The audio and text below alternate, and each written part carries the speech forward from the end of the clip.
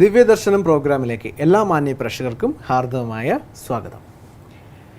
പലപ്പോഴും ഭാഗ്യത്തെ പഴിക്കുന്നവരെ നമ്മൾ കാണാറുണ്ട്. ഞാൻ എന്ത് ചെയ്താലും അത് ശരിയാവില്ല, ഞാനൊരു ഭാഗ്യദോഷിയാണ്, നല്ലതിനു വേണ്ടി ചെയ്താലും അതെനിക്ക് വിപരീതമായി സംഭവിക്കുള്ളൂ, എന്ത് ചെയ്താലും എന്നെ ഭാഗ്യം തുണയ്ക്കുന്നില്ല എന്നൊക്കെ നമ്മൾ കേൾക്കാറുണ്ട്. പലപ്പോഴും ഇത്തരത്തിൽ പറയുന്നവർക്ക് അവരുടെ ജീവിതത്തിൽ ഭാഗ്യം ഒരിക്കലും സംഭവിക്കാറുമില്ല. ഇന്ന് നമ്മൾ കാണുന്നത് എങ്ങനെ നമ്മുടെ ഭാഗ്യത്തെ വർദ്ധിപ്പിക്കാൻ സാധിക്കുമെന്നാണ്. ഈ ഭാഗ്യം വർദ്ധിപ്പിക്കാനുള്ള വഴി ഇന്ന് നമുക്ക് പറഞ്ഞു തരുന്നത് ബ്രഹ്മകുമാരീസ് കോഴിക്കോട് സഹസഞ്ചാലികയായിരിക്കുന്ന രാജയോഗിനി ബ്രഹ്മകുമാരി ഷീബ സിസ്റ്ററാണ്. സിസ്റ്റർ, നമുക്ക് ഈ പ്രോഗ്രാമിലേക്ക് സ്നേഹപൂർവ്വം സ്വാഗതം ചെയ്യാം. സ്വാഗതം സിസ്റ്റർ. ഓം ശാന്തി. ഓം ശാന്തി. സിസ്റ്റർ, നമ്മൾ ഭാഗ്യം വർദ്ധിപ്പിക്കാനുള്ള വഴികളെക്കുറിച്ച് അന്വേഷിച്ചുകൊണ്ടാണ് ഈ യാത്ര ഇന്നിവിടെ എത്തിയിരിക്കുന്നത്. ഒരുപക്ഷെ എല്ലാവർക്കും ഭാഗ്യമുണ്ട്, തീർച്ചയായും ഉണ്ട്. ഭാഗ്യമില്ലാത്ത ഒരു വ്യക്തി പോലും ഈ ലോകത്തിൽ ഉണ്ടാവില്ല. പക്ഷേ ആ ഭാഗ്യം അവർക്ക് മനസ്സിലാക്കാൻ സാധിക്കാത്തത് കൊണ്ടോ അല്ലെങ്കിൽ അവരുടെ കർമ്മിക് അക്കൗണ്ട് കൊണ്ടോ അവർക്കത് തിരിച്ചറിയാൻ സാധിക്കുന്നില്ല. ചെയ്യുന്നതെല്ലാം അബദ്ധമായി മാറുന്നുണ്ട്. അങ്ങനെയുള്ള വ്യക്തികൾക്ക് ഈ ഒരു പ്രോഗ്രാം ആശ്വാസം നൽകുന്ന രീതിയിൽ സിസ്റ്റർ എന്തെങ്കിലും ഒരു സൊല്യൂഷൻ പറഞ്ഞുതരൂ. ഒന്നാമത്തെ കാര്യം എന്താ അറിയോ, ഞാൻ ഭാഗ്യദോഷിയാണ് എന്നൊരാൾ എത്ര പ്രാവശ്യം വിചാരിക്കുന്നുണ്ടോ, എത്ര തവണ പറയുന്നുണ്ടോ, അത്ര അയാളുടെ ഭാഗ്യം മോശമായിക്കൊണ്ടിരിക്കും. തീർച്ചയായും. കാരണം നമ്മൾ തന്നെ സ്വയം ആശീർവാദം കൊടുക്കാനായിട്ടൊരു മനസ്സ് വരണം. നമ്മൾ പറയാറില്ലേ, എൻ്റെ തലയിൽ വന്ന് കൈവച്ച് അനുഗ്രഹിക്കുക എന്നൊക്കെ മറ്റേ പറയാറില്ലേ. പലപ്പോഴും പലരും മറ്റുള്ള അനുഗ്രഹിക്കാൻ വേണ്ടി തലയിൽ കൈവയ്ക്കുന്നൊക്കെ നമുക്ക് കാണാം. എനിക്ക് വളരെയധികം രസകരമായി തോന്നിയിട്ടുള്ള ഒരു അനുഭവമുണ്ട്. ഒരിക്കൽ ഒരു സ്വാമിജി നമ്മുടെ നാട്ടിൽ ഒരു നല്ല പ്രഭാഷണമൊക്കെ നടത്തി. അഹിംസയെക്കുറിച്ചായിരുന്നു പ്രഭാഷണം. അപ്പോൾ അത് കഴിഞ്ഞ ശേഷം എല്ലാവർക്കും ക്വസ്റ്റ്യൻ ചോദിക്കാനുള്ളതായിരിക്കുന്ന ചാൻസ് ഉണ്ടായിരുന്നു. അപ്പം മറ്റു ചോദ്യത്തിനിടയ്ക്ക് ഒരാളൊരു കുസൃതി ചോദ്യം ചോദിച്ചു, സ്വാമിജി ഇങ്ങനെ എല്ലാവരും തലയിൽ ഇങ്ങനെ കൈവച്ച് ഇങ്ങനെ അനുഗ്രഹിക്കുന്നുണ്ടല്ലോ, അപ്പോൾ ഈ തലയിൽ കൈവച്ച് അനുഗ്രഹിച്ചാൽ ശരിക്കും അവർക്ക് അനുഗ്രഹം കിട്ടുമോ എന്ന്. അപ്പോൾ സ്വാമിജി എൻ്റെ ഉത്തരം പറഞ്ഞ എനിക്ക് ഭയങ്കര രസമായിട്ട് തോന്നി. ഞാൻ പലപ്പോഴും പറയാറുണ്ട് പലയിടത്തും ഇത്. അഥവാ ഞാൻ തലയിൽ കൈ വെക്കുമ്പോൾ അവർക്ക് നല്ലത് ഭവിക്കുമായിരുന്നുവെങ്കിൽ ഞാൻ എൻ്റെ കൈ എൻ്റെ തലയിൽ എടുക്കുകയില്ല. സ്വാഭാവികമാണ്. അപ്പോൾ അതുകൊണ്ട് നമുക്ക് ശരിക്കും പറഞ്ഞാൽ ഭാഗ്യം ആശീർവദിക്കേണ്ടത് വേറൊരാൾ നമ്മളെല്ലാം ആശീർവദിക്കേണ്ടത് നമ്മളെ തന്നെയാണ് ആശീർവദിക്കേണ്ടത്. അതുകൊണ്ട് അഥവാ നമുക്ക് ഭാഗ്യം കുറഞ്ഞ ഒരു സാഹചര്യത്തിലാണ് ഇപ്പോൾ ജീവിക്കുന്നതെങ്കിൽ പോലും എൻ്റെ ഭാഗ്യം നല്ലതാണ് എന്നും ഞാൻ ഭാഗ്യശാലിയാണ് എന്നും ചിന്തിക്കാൻ ആദ്യം നമ്മൾ തയ്യാറാവണം. നമ്മളിതുവരെ പഠിച്ച കുറേ വീഡിയോസ് നമ്മൾ പറഞ്ഞിട്ടുണ്ടായത് നമ്മുടെ തോട്ട്സാണ് നമ്മുടെ ലൈഫിൻ്റെ ആധാരമായിട്ട് മാറുന്നത്. പിന്നെ ഇപ്പോഴത്തെ സാഹചര്യത്തിൽ അഥവാ നിങ്ങളൊക്കെ വിചാരിക്കുമെങ്കിലും കുറച്ച് ചാൻസസ് കുറവാണെങ്കിൽ അതിനെങ്ങനെ നമുക്ക് ഡെവലപ്പ് ചെയ്യാം, അതിനുള്ള കുറച്ച് പോയിന്റ്സ് കൂടി നമുക്കിന്ന് ചർച്ച ചെയ്യാം. അതിൽ ഒന്നാമത്തെ കാര്യം എന്താണെന്ന് വെച്ചാൽ, നമുക്ക് എവിടെയൊക്കെ ഒരു ചാൻസ് കിട്ടുന്നു അവിടെയൊക്കെ നമ്മളതിന് ഉപയോഗിക്കാനായിട്ട് ശ്രമിക്കണം എന്നുള്ളതാണ്.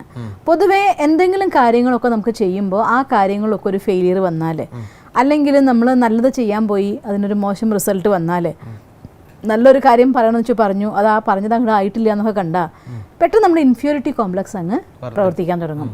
ഇനി ഒരു സ്ഥലത്തൊരു കാര്യം പറയേണ്ടി വരുമ്പോഴത്തേക്കും അയ്യോ അതെ അവിടെ പറയാൻ പോയിട്ട് തന്നെ ആകെ പ്രശ്നം, മിണ്ടണ്ട, അവരോട് സംസാരിക്കാൻ പോയിട്ടേ ശരിയായിട്ടില്ല, ഇവരോട് സംസാരിക്കാൻ പോകണ്ട.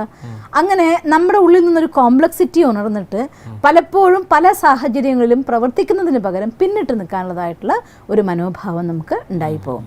അതുകൊണ്ട് അത് തന്നെയാണ് നമ്മുടെ ഭാഗ്യദോഷത്തിൻ്റെ ഒന്നാമത്തെ കാരണമായിട്ട് മാറുന്നത്.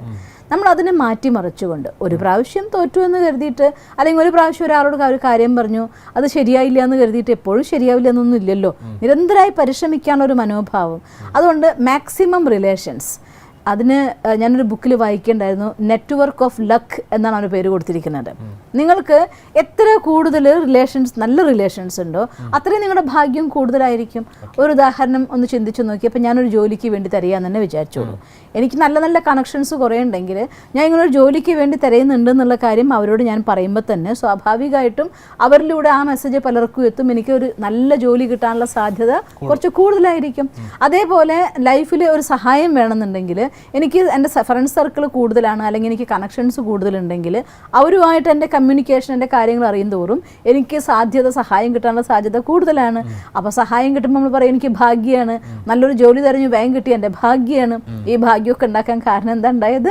ഞാൻ കീപ്പ് ചെയ്തതായിരിക്കുന്ന നല്ല റിലേഷൻസ് ആണ്. അപ്പം അതുകൊണ്ട് ബന്ധങ്ങൾ തീർച്ചയായിട്ടും നമ്മൾ മനുഷ്യൻ സമൂഹ ജീവി തന്നെയാണല്ലോ. അതുകൊണ്ട് ബന്ധങ്ങൾക്ക് തീർച്ചയായിട്ടും അതിൻ്റെ മൂല്യമുണ്ട്. അതുകൊണ്ട് ഒരു കാര്യം നമ്മൾ ശ്രദ്ധിക്കേണ്ടത്, ബന്ധങ്ങൾ തകരാതിരിക്കാൻ വേണ്ടിയിട്ട് എപ്പോഴും നമ്മൾ ആരുടെയും കുറ്റം പറയാതിരിക്കാനും കറക്റ്റ് ചെയ്യാനും കംപ്ലൈൻറ്റ് ചെയ്യാനും ഒക്കെ പോവാതിരിക്കുന്നതാണ് ഭാഗ്യം ഉണ്ടാക്കുന്നതിൻ്റെ ഒന്നാമത്തെ ഘടകം എന്ന് ഞാൻ പറയും. ശരി. ഇപ്പോൾ അതാരും ചിന്തിക്കാത്തൊരു പോയിന്റ്, അതായത് ഭാഗ്യം എന്ന് പറയുന്നത് നമ്മുടെ കർമ്മത്തിന്റെ അധിഷ്ഠിതമാണ്. പക്ഷെ ആ കർമ്മത്തിൽ തന്നെ ഒരുപാട് കാര്യങ്ങൾ നമ്മൾ ശ്രദ്ധിക്കാനുണ്ട്, എങ്ങനെ ചെയ്യണം എന്നുള്ളത്. തീർച്ചയായിട്ടും നമ്മൾ എങ്ങനെ ചെയ്യണം എന്ന് അറിഞ്ഞാൽ മാത്രമാണല്ലോ നമുക്ക് പ്രൊസീഡ് ചെയ്യാൻ സാധിക്കുള്ളൂ. കാരണം പലപ്പോഴും നമ്മൾ വിചാരിക്കും ഇവരുമായിട്ടുള്ള ഈ ഒരു ബന്ധം കൊണ്ട് ഇപ്പം എനിക്കെന്ത് കിട്ടാനാ, അവർക്ക് വേണമെങ്കിൽ മതി, ഇല്ലെങ്കിൽ വേണ്ട. ഇത് പലരും പറയുന്ന കേട്ടൊരു കോട്ടിങ്ങാണ് ഞാൻ. പക്ഷേ ഏത് മനുഷ്യൻ എപ്പോൾ നമുക്ക് സഹായമാവുന്നൊന്നും പറയാൻ കഴിയില്ല. ഏതൊരാൾക്ക് ഏതൊരാളെ കൊണ്ടാണ് സഹായം കിട്ടേണ്ടി വരുമെന്നും പറയാൻ പറ്റില്ല. അതുകൊണ്ട് ആരെയും വില കുറച്ച് കാണരുത്. ഒരാളെ വില കുറച്ച് കാണുമ്പോഴാണല്ലോ അവർ വേണമെങ്കിൽ മതി, ഇല്ലെങ്കിൽ അവന് പണിക്ക് പോകാൻ പറയുന്നൊക്കെ പറയുന്നത്. അതുകൊണ്ട് അത്തരം കോട്ടിങ്സൊക്കെ നമ്മുടെ ലൈഫിൽ നിന്ന് ഡിലീറ്റ് ചെയ്യേണ്ടതായിട്ടുള്ള കാര്യങ്ങളാണ്. നമുക്ക് കൊടുക്കാൻ വേണ്ടിയിട്ട് എന്ന് കരുതിയിട്ട്, ഞാൻ ഈ പറഞ്ഞതിൻ്റെ അർത്ഥം ഒരാളായിട്ട് റിലേഷൻ കീപ്പ് ചെയ്യുമ്പോൾ എനിക്ക് ഇവരായിട്ട് റിലേഷൻ കീപ്പ് ചെയ്ത് എനിക്ക് അങ്ങനെ ഉണ്ടാക്കാം ഇങ്ങനെ സ്വാർത്ഥതയ്ക്ക് വേണ്ടി അതൊരു റിലേഷൻ കീപ്പ് ചെയ്യാനല്ല. പക്ഷെ നല്ല ബന്ധങ്ങൾ നിങ്ങൾക്ക് എന്നും സപ്പോർട്ട് തന്നെയായിരിക്കും. അതുകൊണ്ട് ആരുമായിട്ടും ഇനി അഥവാ ഒരാളായിട്ട് തിരുത്തേണ്ടി വരികയാണെങ്കിൽ തന്നെ പേഴ്സണലായിട്ട് പറഞ്ഞോളൂ, അല്ലാതെ പബ്ലിക്കായിട്ട് പറയാൻ പോകണ്ട. പബ്ലിക്കായിട്ട് അപമാനിക്കാൻ പോകുന്ന സമയത്ത് സപ്പോസ് നിങ്ങൾ അവരുടെ നന്മയ്ക്ക് ഉദ്ദേശിച്ച് പറഞ്ഞതാണെങ്കിൽ പോലും അവർക്കത് സ്വീകരിക്കാനാവില്ല. നിങ്ങൾ അവരെ മോശക്കാരാക്കിയെന്ന് കാണുകയുള്ളൂ. നിങ്ങളുടെ മിത്രം ഒരിക്കലും ആവില്ല, നിങ്ങളുടെ ശത്രു ആവാറുള്ളൂ. അപ്പം അതുകൊണ്ട് അഥവാ നിങ്ങൾക്ക് സ്നേഹം ഉണ്ടെങ്കിൽ, നല്ല ബന്ധം ആഗ്രഹിക്കുന്നുണ്ടെങ്കിൽ, ഒരാളുടെ തെറ്റ് കണ്ടാൽ തിരുത്താൻ പാടില്ല എന്നാണോ? ഒരിക്കലുമല്ല. സ്നേഹമുള്ളവർക്കല്ലേ തിരുത്താനും സാധിക്കുള്ളൂ. പക്ഷെ സ്നേഹമുള്ളവർ തിരുത്തുമ്പോൾ പബ്ലിക്കായി തിരുത്താറില്ല.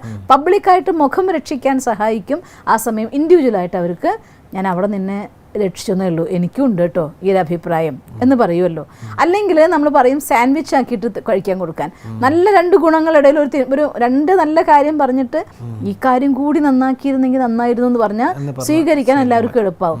അങ്ങനെ ഒരാളെടുത്ത് നമുക്ക് കറക്ഷൻ പറയേണ്ടി വന്നാൽ തന്നെ, കാരണം പുറമെയുള്ള ആളുകളായിട്ട് വരുമ്പോൾ ഒഫീഷ്യൽ റിലേഷൻസിൻ്റെ ഉള്ളിൽ കറക്ഷൻസിൻ്റെ ആവശ്യം നമുക്ക് അധികം വരാറില്ല.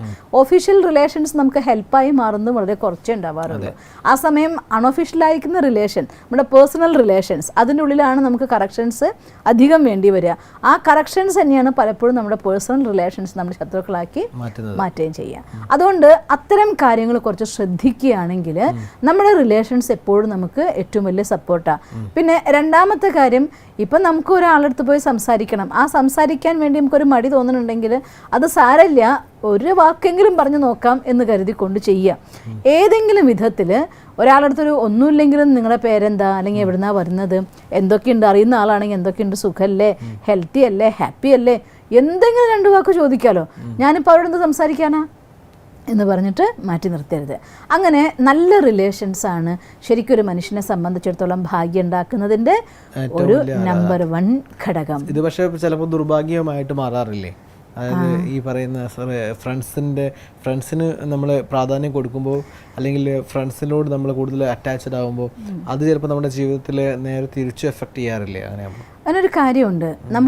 ഞാൻ എൻ്റെ ലൈഫിൽ എന്തിന് ഇമ്പോർട്ടൻസ് കൊടുക്കണം? നമ്മൾ ഒരു വലിയ സീരീസ് കഴിഞ്ഞിരിക്കണം അതിനെക്കുറിച്ച്. എൻ്റെ ലൈഫിൻ്റെ എയിം എങ്ങനെയായിരിക്കണം, ഏത് ടൈപ്പ് ആളുകളുമായിട്ട് ഞാൻ സെലക്ട് ചെയ്യണം, എന്തിൻ്റെ ആധാരത്തിൽ എനിക്ക് റിലേഷൻ എൻ്റെ പേഴ്സണാലിറ്റി ബാധിക്കുന്നൊക്കെ. അപ്പം നമ്മൾ ഒരു റിലേഷൻ ക്രിയേറ്റ് ചെയ്യുന്ന സമയത്ത് അവരുമായിട്ട് ഞാൻ എത്ര അടുക്കണം, എത്ര അകലണം, എത്ര അടുത്ത് നിൽക്കാൻ പറ്റും, എനിക്ക് എവിടെ നിൽക്കണം, അതിനെക്കുറിച്ചുള്ളൊരു ബോധം നമുക്ക് ഉണ്ടായാൽ മതി. നമ്മളെ എഫക്റ്റ് ചെയ്യാത്ത രീതിയിൽ നമ്മൾ എപ്പോഴും റിലേഷൻ നല്ല രീതിയിൽ കീപ്പ് ചെയ്തുകൊണ്ടിരിക്കണം. നമ്മൾ മോശമായിട്ടുള്ള ആളുകളായിട്ടുള്ള റിലേഷൻ ആണെന്നുണ്ടെങ്കിൽ അതൊരിക്കലും നമുക്ക് ഭാഗ്യം ഉണ്ടാക്കില്ല, ദുർഭാഗ്യം ഉണ്ടാക്കുക. അതുകൊണ്ട് ഹിന്ദിയിലൊരു ചൊല്ല് പറയാറില്ലേ, സംഘ് താരേ കുസംഘ് പോരെ എന്ന്. പക്ഷെ അവിടെ തിരിച്ചറിയാന്നുള്ളത് ഇമ്പോർട്ടൻ്റ് ആണല്ലോ. ഒരു വ്യക്തി എപ്പോഴും നമുക്ക് എല്ലാവരും ഒരുപോലെ തിരിച്ചറിയാൻ പറ്റണമെന്നില്ല. അപ്പം അതായത് ഇപ്പോൾ ചില ആളുകൾ അങ്ങനെ മോശമെന്ന് മനസ്സിലാക്കിയിട്ടായിരിക്കില്ല അവരോട് ഫ്രണ്ട്ഷിപ്പിൽ എത്തുന്നത്. പക്ഷെ ആ വ്യക്തിയെ ഭാവിയിലായിരിക്കും തിരിച്ചറിയുന്നുണ്ടാവുക. അപ്പോൾ അവർക്ക് ചിലപ്പോൾ അത് അവോയ്ഡബിൾ ആയിരിക്കണമെന്നില്ല, ചിലപ്പോൾ അങ്ങനെയൊക്കെ സംഭവിച്ചേക്കാലോ. നമുക്കത് എന്തുകൊണ്ടാണെന്ന് വെച്ചാൽ നമുക്കൊരു ആളുമായിട്ട് ബന്ധം ഉണ്ടാക്കും മുന്നേ എനിക്ക് മാറ്റാൻ പറ്റാത്ത, ഒഴിവാക്കാൻ പറ്റാത്ത അത്ര ബന്ധമായി പോയി എന്നൊക്കെ പറയണമെങ്കിൽ അത് വളരെ ക്ലോസ് ആയിട്ട് ഉണ്ടാവണമല്ലോ. ഞാനൊരാളായിട്ടൊരു റിലേഷൻ ക്രിയേറ്റ് ചെയ്യുമ്പോൾ എൻ്റെ അമ്മ കുട്ടിക്കാലത്ത് പഠിപ്പിച്ച കാര്യം ഞാൻ ഇപ്പോഴും ഓർമ്മിക്കാറുണ്ട്. എത്ര എടുത്താലും ഒരു കോല് അകലെ എന്നൊരു ചൊല്ല് പറയും. നമ്മൾ എത്ര എടുക്കാൻ പോലും ഒരു കോല അകലെ നിൽക്കാവൂ എന്ന്. ആ ഒരു കോല അകലെ ഉണ്ടെങ്കിൽ നിങ്ങൾക്ക് അവർ മോശമെന്നുകൊണ്ട് ഒഴിഞ്ഞു പോലൊരു കുഴപ്പമുണ്ടാവില്ല. അത് നമ്മൾ സ്വന്തമാക്കിയിരിക്കുന്ന ഒരു പ്രിൻസിപ്പിൾ തന്നെയാണ്. മീൻസ് ഒരാളായിട്ട് ഞാൻ ക്ലോസ് റിലേഷൻ ആവുമെന്ന് പറയുമ്പോഴത്തേക്കും ചിലർക്കൊരു സ്വഭാവമുണ്ട്. നമുക്കൊരാളെ കണ്ടു, ഇഷ്ടപ്പെട്ടു, അതോടുകൂടി അവരെ മനസ്സിലെ എല്ലാ കാര്യം ഇവരോട് അങ്ങ് ഷെയർ ചെയ്തു, അങ്ങ് വിശ്വാസം അങ്ങ് അർപ്പിച്ചു. അത് വീക്ക് പേഴ്സണാലിറ്റീസിൻ്റെ പ്രതീകമാണ്. നമ്മുടെ പേഴ്സണാലിറ്റി വീക്കാവുമ്പോൾ എനിക്കൊരാളെ കാണുമ്പോൾ അവർ തിരിച്ചറിയാനും പറ്റില്ല, അവർ നല്ലതാണെന്ന് അറിയില്ല. ഇനി അറിയും മുന്നേ, മനസ്സിലാക്കും മുന്നേ അവരോട് എല്ലാ കാര്യങ്ങളും അങ്ങ് തുറന്നടിക്കാൻ തുടങ്ങും. പിന്നെ അപ്പോൾ അവർക്ക് ഒഴിവാക്കാൻ പറ്റാത്ത രീതിയിൽ അവർ നമ്മളെ കുറുക്കിട്ട് പിടിക്കുകയും ചെയ്യും. അത് നമ്മുടെ വീക്ക്നെസ്സാണ്. നമ്മളെ പവർഫുൾ ആക്കാൻ നോക്കുന്നുണ്ടെങ്കിൽ നമ്മുടെ റിലേഷൻസിൻ്റെ എത്രത്തോളം ഞാൻ ഒരാളായിട്ട് അടുക്കണം എന്ന് നിശ്ചയിക്കുന്നത് എൻ്റെ കപ്പാസിറ്റിയുടെ ആധാരത്തിലാണ്. അതുകൊണ്ട് ആദ്യം നമ്മൾ ചെയ്യേണ്ട കാര്യം നമ്മളുടെ സെൽഫ് ഡെവലപ്മെൻറ്റ് തന്നെയാണ് ഒന്നാമത് വേണ്ടത്. പിന്നെ ആ സെൽഫ് ഡെവലപ്മെൻറ്റ് ആധാരത്തിൽ നമുക്ക് നല്ല റിലേഷൻസ് ക്രിയേറ്റ് ചെയ്യാൻ പറ്റുള്ളൂ. ആ നല്ല റിലേഷൻസ് മാത്രമേ നമ്മളെ സഹായിക്കുള്ളൂ. നല്ല റിലേഷൻ നേരത്തെ പറഞ്ഞ പോലെ നമ്മളെ വീഴ്ത്തുകയുള്ളൂ. പക്ഷെ അത് നല്ലതാവാൻ എൻ്റെ ഉത്തരവാദി ആരാണ്? ഞാൻ തന്നെ. അതുകൊണ്ട് നമ്മൾ എന്ത് ചെയ്യണം? നമ്മളെ ഡെവലപ്പ് ചെയ്യൂ. ഞാൻ എൻ്റെ അനുഭവത്തിൽ കണ്ടിട്ടുള്ളിടത്തോളം നമ്മുടെ ഉള്ളിൽ നിന്ന് പോകുന്ന വൈബ്രേഷൻസ് അനുസരിച്ചാണല്ലോ നമ്മുടെ അടുത്തേക്ക് ആൾ അട്രാക്ട് ചെയ്യപ്പെടുന്നത്. അപ്പോൾ സപ്പോസ് മോശമായ ഒരാൾ നമ്മുടെ അടുത്തേക്ക് അട്രാക്ട് ചെയ്യപ്പെടുന്നുണ്ട് എങ്കിൽ ഞാൻ പരിശോധിക്കേണ്ടത് അവരെയല്ല, ഞാൻ എന്നെ പരിശോധിക്കേണ്ടത്. എൻ്റെ ഉള്ളിൽ എന്താണ് വീക്ക്നെസ്? എന്തുകൊണ്ട് ഇങ്ങനൊരു വ്യക്തി ഞാനുമായിട്ടുള്ള റിലേഷനിൽ വന്നു? എന്തുകൊണ്ട് അവരുമായിട്ടുള്ള കാർമിക് അക്കൗണ്ട് എനിക്ക് എന്തുണ്ട് എന്ന് നമ്മൾ പരിശോധിക്കേണ്ടത് വളരെ അത്യാവശ്യമാണ്. അതുകൊണ്ട് നമ്മുടെ ഡെവലപ്മെൻറ്റ് നിശ്ചയിക്കുക എന്നുള്ളതാണ് ഒന്നാമത്തെ ഘടകം. അതുകൊണ്ടാണ് ഞാൻ പറഞ്ഞ ആശീർവദിക്കേണ്ടത് ആദ്യം നമ്മളെ തന്നെയാണ്. നമ്മളെ ആശീർവദിക്കുക മീൻസ് നമ്മളുടെ മനസ്സിനെ പോസിറ്റീവാക്കി വെക്കാൻ വേണ്ടി, നമ്മുടെ സ്റ്റഡി നന്നാക്കി വെക്കാൻ വേണ്ടി, അതൊക്കെക്കുറിച്ച് നമ്മൾ ഒരുപാട് ഡിസ്കസ് ചെയ്ത ടോപ്പിക്സ് ആയതുകൊണ്ട് ഞാൻ അതിലേക്ക് പോകുന്നില്ല. എങ്ങനെയാണ് നമ്മുടെ ഒരു ദിവസം നന്നാക്കേണ്ടത്, എങ്ങനെയാണ് ചെയ്യേണ്ടതെന്നൊക്കെ നമ്മൾ വിശദമായിട്ട് കണ്ടു കഴിഞ്ഞ കാര്യങ്ങളാണ്. അപ്പം അതുകൊണ്ട് നമ്മളെ തന്നെ ഡെവലപ്പ് ചെയ്തെന്നുണ്ട് എങ്കിൽ സ്വാഭാവികമായിട്ടും നിങ്ങളുടെ ഓരോ റിലേഷനും നമുക്ക് അനാവശ്യമായിട്ട് ആരോടും ഒരുപാട് സംസാരിക്കാൻ തോന്നില്ല എന്ന് കരുതിയിട്ട് എല്ലാവരും എൻ്റെ ആണെന്ന് ഫീൽ ചെയ്യുമ്പോഴും ആരും എൻ്റെ അല്ല എന്നുള്ള ഒരു ഫീൽ നമുക്ക് ഉണ്ടാവുകയും ചെയ്യും. നമ്മൾ പറയും ഡിറ്റാച്ച്മെൻറ്റ് ഇൻ അറ്റാച്ച്മെൻറ്റ്.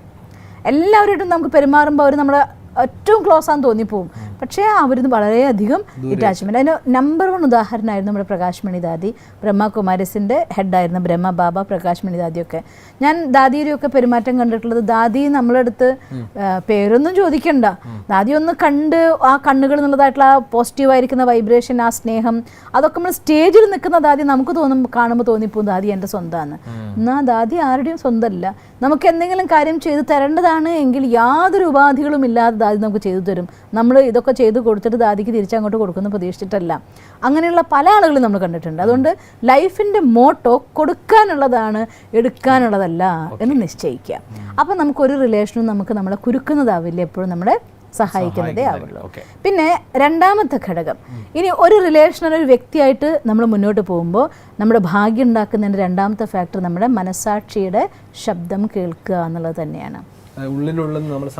ഉള്ളിലെ ശബ്ദം കേൾക്കുക എന്ന് മീൻസ് ചിലരായിട്ട് നമുക്ക് കാണുമ്പോൾ അല്ലെങ്കിൽ അവരായിട്ട് നമ്മൾ മീറ്റ് ചെയ്യുമ്പോൾ ഇവരായിട്ട് ഇടപഴകാൻ വരട്ടെ എന്ന് ഉള്ളിൽ നിന്ന് ഒരാൾ പറയുന്ന പോലെ തോന്നും.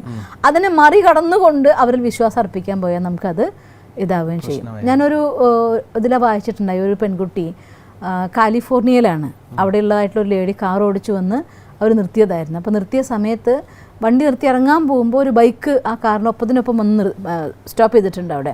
അപ്പോൾ കാറ് ലോക്ക് തുറക്കാൻ പോകുന്ന സമയത്തൊന്ന് വെറുതെ നോക്കുമ്പോൾ അയാളെ കണ്ടപ്പോൾ അയാൾ ഇവരുടെ അടുത്ത് നടന്നു വരികയാണ്, കാറിൽ തുറന്നു വരാൻ പോകുന്ന ആളുടെ അടുത്ത് നടന്നു വരികയാണ്.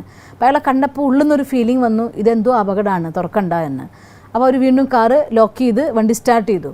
അവർ വീടിൻ്റെ മുന്നിൽ തന്നെ കൊണ്ട് നിർത്തിയിരിക്കുന്നു. വണ്ടി സ്റ്റാർട്ട് ചെയ്ത് ഇയാൾ വണ്ടി സ്റ്റാർട്ട് ചെയ്തെന്ന് കണ്ട വശം അയാൾ ആ വേഗം ബൈക്കിൽ കയറി ബൈക്ക് സ്റ്റാർട്ട് ചെയ്ത് ബൈക്ക് വിടുകയും ചെയ്തു. അപ്പം തന്നെ ഈ ലേഡി പോലീസിനെ വിളിച്ച് പറഞ്ഞു, ഇങ്ങനൊരു കാര്യം ഉണ്ടായി, അയാൾ ഹെൽമെറ്റ് വെച്ച ആളാണ്, എനിക്ക് ഫേസ് ഒന്നും മനസ്സിലായിട്ടില്ല, പക്ഷേ ഇങ്ങനെ ഒരു ബുള്ളറ്റാണ്, അത് വന്നു, ബൈക്കാണ്, അത് വന്നു നിർത്തി, അവിടെ നിന്ന് ഞാൻ കാറ് സ്റ്റാർട്ട് ചെയ്ത വശം ആ ബൈക്ക് എടുത്ത് പോവുകയും ചെയ്തു എന്ന്. പോലീസ് അങ്ങനൊരു മെസ്സേജ്, ഒരു ജസ്റ്റ് റിപ്പോർട്ട് അവിടെ കിടന്നു. അത് 3-ാമത്തെ ദിവസം ഇതേ ബൈക്ക്, ഇതേ നമ്പറിലുള്ള ഇതേ ബൈക്ക് ഒരു ട്രാഫിക്കിൻ്റെ അവിടെ വെച്ച് പോലീസ് തടഞ്ഞ വശം ഇയാളുടെ അതിൽ നിന്ന് റിവോൾവർ എടുത്തു, ആ പോലീസുകാരനെ വെടിവെച്ചു വന്നു. അപ്പോൾ ശരിക്കും പറഞ്ഞാൽ അന്ന് അവർക്കുണ്ടായ ആ ഒരു ഫീലിംഗ്, ഇയാൾ ശരിയല്ല, അകത്ത് കയറിക്കോ, രക്ഷയില്ല എന്ന് പറയുന്ന ഒരു ഫീലിംഗ് കറക്റ്റാണ്. പലപ്പോഴും നമ്മുടെ മനസ്സിലും പലപ്പോഴും തോന്നാറുണ്ട്, ഇവരായിട്ട് സംസാരിച്ച് ഇവരായിട്ട് വേണ്ട, ഇവർ പറയണ്ട, ഇവരോടൊന്നും ചെയ്യണ്ട എന്ന് തോന്നിയിട്ട് അതല്ല എന്ന് അതിജീവിച്ച് നമ്മുടെ ലോജിക് മൈൻഡ് കൊണ്ട് അതിനൊക്കെ മാറ്റിമറിച്ച് അവരായിട്ട് നമുക്കൊരു കാര്യം പറയാൻ പോയാൽ പലപ്പോഴും അബദ്ധത്തിൽ കുരുങ്ങുകയും ചെയ്യും. അത് ഉൾവിളി എന്ന് പറയുന്നത് എന്താണ്? ഉൾവിളി എന്ന് പറയുന്നത് നമ്മുടെ ഉപബോധ മനസ്സും മനസ്സിൻ്റെ ഉള്ളിലതായിട്ടുള്ള ഇൻഫോർമേഷൻസിൻ്റെ ആധാരത്തിൽ അഥവാ വൈബ്രേഷൻസിൻ്റെ ആധാരത്തിൽ വൈബ്രേഷൻ ക്യാച്ച് ചെയ്യാനുള്ളതായിട്ടുള്ള കപ്പാസിറ്റിയാണ് ഉൾവിളി എന്ന് പറയുന്നത്. അതുകൊണ്ടാണ് ഒരു കാര്യം നടക്കാൻ പോകുന്നേക്കാൾ മുന്നേ നമ്മുടെ ഉള്ളിൽ നിന്ന് ആ കാര്യം ശരിയല്ല, വേണ്ടാന്ന് തോന്നിയിട്ട് അത് ആ പറയുന്ന ശബ്ദം മനസ്സിൽ മാറ്റി വെച്ചുകൊണ്ട് ആ കാര്യം ചെയ്യാൻ പോയാൽ പലപ്പോഴും അബദ്ധങ്ങളും സംഭവിക്കും. അപ്പോഴേ എൻ്റെ മനസ്സ് പറഞ്ഞത് എന്നോടത് വേണ്ട വേണ്ടാന്ന്, എന്നിട്ട് ഞാൻ വെറുതെ പോയി. ചിലപ്പോൾ മനസ്സ് വേണ്ടാന്ന് പറഞ്ഞു ഞാൻ പോയില്ല, അതുകൊണ്ട് കറക്റ്റായിട്ട് ഞാൻ രക്ഷപ്പെട്ടു വന്നു. രണ്ടും ഫീൽ ചെയ്യാറില്ലേ? കാരണം അത് നമ്മുടെ വൈബ്രേഷൻ നമ്മളോട് സംസാരിക്കുന്നതാണ്. ഇപ്പോൾ ഒരു വ്യക്തി നമ്മുടെ അടുത്തേക്ക് വരുന്ന സമയത്ത് ആ വ്യക്തിയെ ഈ കാണുന്ന ഈ കണ്ണിനേക്കാൾ ഉപരിയായിട്ട് അവർ വരുമ്പോൾ അതിനും മിനിറ്റുകൾക്ക് മുന്നേ നമ്മുടെ അടുത്തേക്ക് ആ ഒരു വൈബ്രേഷൻ എത്തിക്കഴിയുമല്ലോ. അപ്പോൾ ആ വൈബ്രേഷനിൽ നെഗറ്റിവിറ്റി ഉണ്ടെങ്കിൽ നമ്മുടെ വൈബ്രേഷൻ നമ്മളോട് പറയുകയാണ് അത് നമുക്ക് ചേരുന്നതല്ല, അതുകൊണ്ട് വേണ്ട എന്ന് പറയുന്നത്.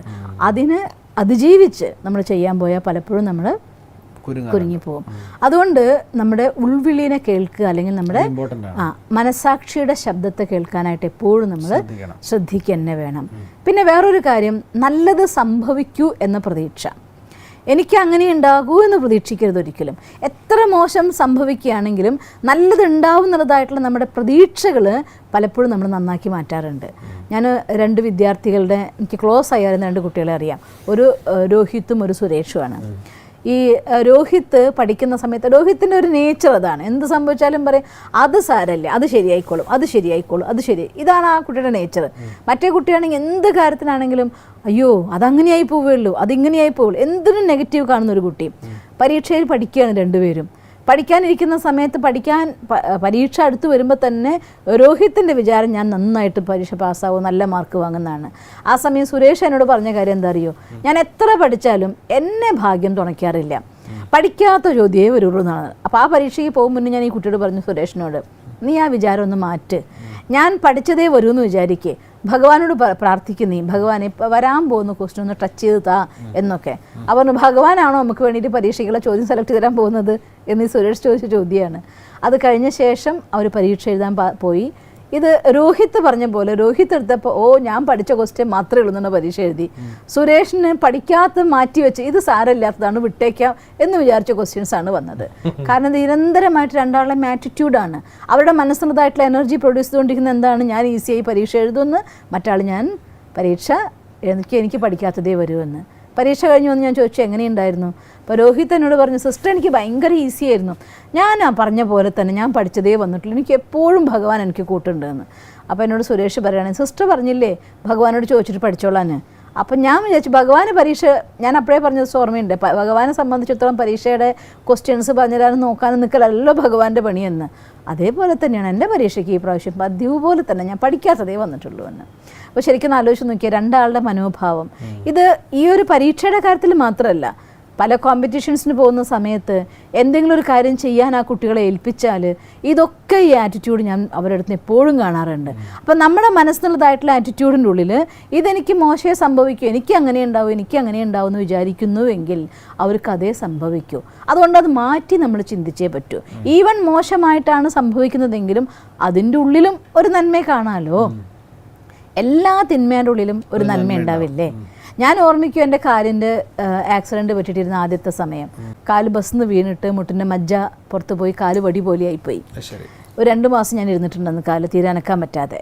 ഡിഗ്രിക്ക് പഠിച്ച് കഴിഞ്ഞ ഉടനെയുള്ള സമയം ഞാൻ എൻ്റെ ഫ്രണ്ട്സ് ഒരുമിച്ച് ഫുൾ ആക്റ്റീവായിട്ട് മാതൃഭൂമി സ്റ്റഡി സർക്കിളിലും അവിടെയൊക്കെ ആയിട്ട് ഇങ്ങനെ പ്രോഗ്രാംസുമായിട്ട് കറങ്ങി നടക്കുന്ന സമയമാണ്.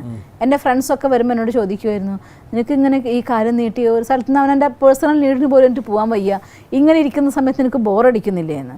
പക്ഷെ ഞാൻ കണ്ട ഒരു പോസിറ്റിവിറ്റി ആ സമയത്ത് മറ്റെല്ലാ സമയത്തും ബിസി ആയിരിക്കും, ഒന്നുകിൽ പ്രോഗ്രാം ആയിരിക്കും, അല്ലെങ്കിൽ BK നമ്മുടെ ബ്രഹ്മകുമാരി സെൻറ്ററിൻ്റെ സർവീസസ് ആയിരിക്കും, അല്ലെങ്കിൽ നമ്മുടെ സ്റ്റഡി ആയിരിക്കും, ഇങ്ങനെ എല്ലാ സമയത്തും ബിസിയാണ്. എനിക്കൊരുപാട് ബുക്സൊക്കെ പല ഭാഗത്തുനിന്നായിട്ട് കിട്ടിയിട്ട് ഗിഫ്റ്റ് കിട്ടിയിട്ട് അതൊക്കെയായിട്ട് കുറേ ബുക്സിൻ്റെ കളക്ഷൻ ഉണ്ടായി. അതൊന്നും വായിക്കാനിരിക്കാൻ സമയമേ കിട്ടാറില്ല. അപ്പോൾ ഈ കാല് പൊട്ടിയിരുന്ന സമയത്ത് ഞാൻ ആ ബുക്സിനൊക്കെ കളക്ഷൻ എടുത്ത് കൊണ്ടുവച്ചിട്ട് അതിനൊക്കെ വായിക്കാൻ വേണ്ടിയുള്ള ഇതാണ് എനിക്ക് വായിക്കാൻ പറ്റിയ സമയം എന്ന് നിശ്ചയിച്ചു വെച്ചു. അങ്ങനെ ആ ഒരു സമയത്ത് എൻ്റെ കൂട്ടുകാരൻ വന്ന് ചോദിച്ചപ്പോൾ ഞാൻ പറഞ്ഞു, എനിക്ക് നീ 24 മണിക്കൂർ 48 മണിക്കൂറാക്കി തന്നാലും ഐ ആം റിയലി ഹാപ്പി. കാരണം ഈ ബുക്സിലൂടെ യാത്ര ചെയ്യാൻ എനിക്ക് ഇപ്പോഴാണ് ഒരു സമയം കിട്ടുന്നത് എന്ന്. അപ്പോൾ സംഗതി സംഭവിച്ചത് കാല് ഒടിഞ്ഞിട്ട് കാല് നീട്ടിക്കെട്ടിയിരിക്കുകയാണ്. ബാത്റൂം പോകണമെങ്കിൽ എനിക്ക് സപ്പോർട്ട് വേണം, കുളിക്കണമെങ്കിൽ സപ്പോർട്ട് വേണം, കഴിക്കണമെങ്കിൽ ആഹാരം വരണം, കൈ കഴുകിച്ച് തരണം.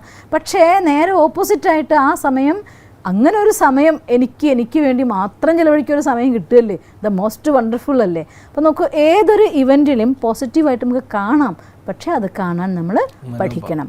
അങ്ങനെ ബ്രൈറ്റ് സൈഡ് മാത്രം കാണാൻ തുടങ്ങിയാൽ പതുക്കെ നമ്മുടെ ലൈഫിൻ്റെ ഉള്ളിൽ ബ്രൈറ്റ്നെസ് മാത്രമായിട്ട് മാറിക്കോളും, ഭാഗ്യം നിറഞ്ഞു വന്നോളും. പക്ഷെ നമ്മളിൽ ഈ 4 കാര്യങ്ങളിൽ മാറ്റം കൊണ്ടുവരണം. ഒന്നാമത് നല്ല റിലേഷൻസ് നന്നായിട്ട് ഉണ്ടാക്കാൻ കീപ്പ് ചെയ്യാൻ ശ്രദ്ധിക്കണം. രണ്ടാമത് നമ്മുടെ മനസാക്ഷിയുടെ ശബ്ദം കേൾക്കാൻ ഒരിക്കലും മറക്കരുത്. നല്ലതെനിക്ക് സംഭവിക്കും എന്നൊരു ഉറച്ച വിശ്വാസം വേണം. അതുപോലെ തന്നെ ചീത്തയിൽ പോലും നല്ലതിനെ കാണാനായിട്ട് പഠിക്കുകയും വേണം. എന്നാൽ എന്നും നല്ലത് മാത്രം, നല്ല ഭാഗ്യം മാത്രം കൊണ്ടുവരാൻ നമുക്ക് സാധിക്കും. തീർച്ചയായും വളരെ മനോഹരമായിരുന്നു. ഭാഗ്യം വർദ്ധിപ്പിക്കുക എന്ന് പറയുമ്പോൾ അതിൽ വളരെ മനോഹരമായൊരു കാര്യം എന്താണെന്ന് വെച്ചാൽ, ഈ ഭാഗ്യം എന്ന് പറയുന്നത് അവനവൻ്റെ കയ്യിലാണ് കിടക്കുന്നത്.